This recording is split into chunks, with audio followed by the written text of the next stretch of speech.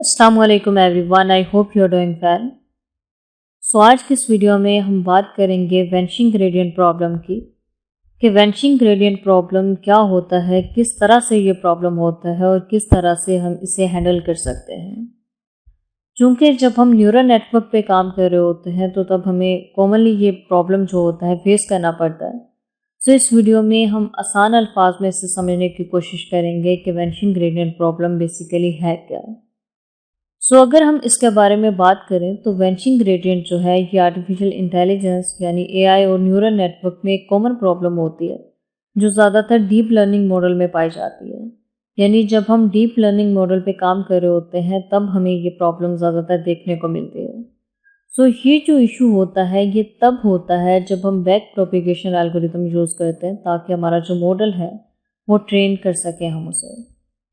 Neural network जो हमारा होता है उसमें हर लेयर का अपना एक वेट होता है जो कि अपडेट होता है ताकि हमारा मॉडल सही से प्रेडिक्शन कर सके, सही से लर्न कर सके। जब हम बैक प्रोपिगेशन के थ्रू हम ग्रेडियंट कैलकुलेट करते हैं तो ग्रेडियंट को लेयर के वेट के साथ मल्टीप्लाई किया जाता है। अगर किसी न्यूरल नेटवर्क में काफ़ी ज़्यादा लेयर्स हैं, यानी हमारा एक डीप न्यूरल नेटवर्क है जिसमें लॉट्स ऑफ लेयर है, तो जब हमारा जो ग्रेडियंट होता है वो इनिशियल लेयर तक पहुंचते हैं, तो जब जो ग्रेडियंट्स होते हैं वो इनिशियल लेयर तक पहुंचते हैं तो वो इतने छोटे हो जाते हैं, यानी उनकी वैल्यू 0 के करीब हो जाती है। तो वो जो लेयर होती है वो इफेक्टिवली कुछ सीख नहीं पाती, कुछ लर्न नहीं कर पाती। ये जो प्रॉब्लम होता है इस प्रॉब्लम को हम कहते हैं वेनिशिंग ग्रेडियंट प्रॉब्लम। अब हम बात करते हैं कि ये प्रॉब्लम होता क्यों है। अगर हम आसान अल्फाज में इसे समझने की कोशिश करें तो जब ग्रेडियंट जो होते हैं वो बहुत छोटे हो जाते हैं तो जो वेट्स होते हैं वो अपडेट नहीं हो पाते, यानी वेट्स अपडेट करना मुश्किल हो जाता है और मॉडल सही तरह से ट्रेन नहीं हो पाता। इस वजह से मॉडल जो हमारा होता है वो फिर अच्छी परफॉर्मेंस नहीं देता और जो उसका लर्निंग प्रोसेस होता है वो भी स्लो हो जाता है।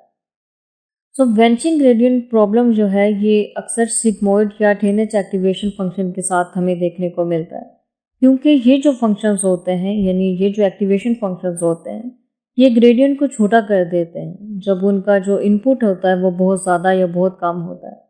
इस प्रॉब्लम को सॉल्व करने का एक आसान तरीका तो ये है कि आप रीलू रेक्टिफाइड जो लीनियर यूनिट एक्टिवेशन फंक्शन होता है वो यूज़ कर लें, क्योंकि रीलू जो एक्टिवेशन फंक्शन है इसको यूज़ करके भी हम इस प्रॉब्लम को सॉल्व कर सकते हैं, क्योंकि रीलू जो है ये ग्रेडियंट को 0 नहीं होने देता जब तक कि ग्रेडियंट की जो इनपुट है वो पॉजिटिव होती है। ये उसकी वैल्यू को 0 नहीं होने देता, जबकि सिग्मोइड में ऐसा होता है जिसकी वजह से ये प्रॉब्लम हमें फेस करना पड़ता है। और दूसरा ये है कि बैच नॉर्मलाइजेशन के थ्रू भी हम इस प्रॉब्लम को हैंडल कर सकते हैं। इसी तरह से वेट इनिशियलाइजेशन कुछ टेक्निक्स होती हैं जिनका यूज़ करके भी हम इस प्रॉब्लम को सॉल्व कर सकते हैं।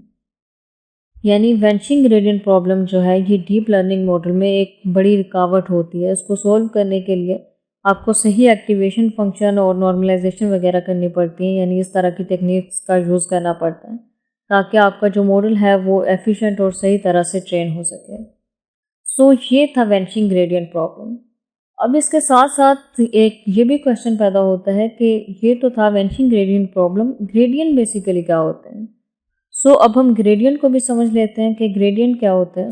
अगर हम इसकी एक शॉर्ट सी डेफिनेशन देखें तो ग्रेडियंट जो है ये मैथमेटिकली ग्रेडियंट एक तरह के स्लोप या रेट ऑफ चेंज होते हैं जो बताते हैं कि किसी फंक्शन का आउटपुट किस तरह से चेंज हो रहा है जब उसकी इनपुट चेंज होती है।